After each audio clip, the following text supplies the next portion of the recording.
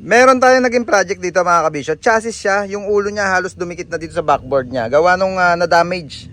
Talagang parang umukit na. Inukit na ng tubig. Gawa nung nagtutulo. Isda sila or fish dealer. Ngayon mga kabisyo, all goods na yan.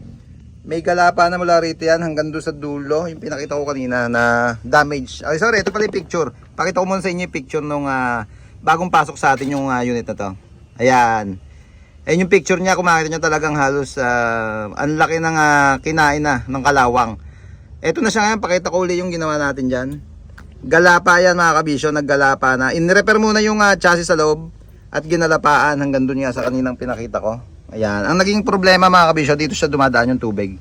Pag lumusot na yung tubig dyan, dito na siya agos. Ang sisirain na niya, yan nga yung chassis. Kaya kung ang unit nyo napapansin nyo na dito na tumutulo, paayos nyo na to yung mismong backboard nya para hindi na umabot dun yung problema dun sa chassis nya. Pero pag mga ganyan naman, naayos naman natin dito yan sa Baluarte. Tawag lang kayo sa number na naka-flash palagi sa screen natin. Kahit chassis na baluktot or naputol, yan, ganyan ginagawa natin, nagagalapa tayo. Huhubarin muna yung body na to, hinubad yan, ibinalik na lang ngayon at okay na kasi, nagalapaan na. Kaya ready na, pwede nang kunin to ng may-ari at magamit na niya ulit sa panghanap buhay. Dito lang tayo magpo-focus. Yan, yung nilalabasan ng tubig na yan. Re-repair na lang yan para hindi na dumaan yung tubig papunta rito sa chassis. Kabilaan to. Ikot tayo sa kabila.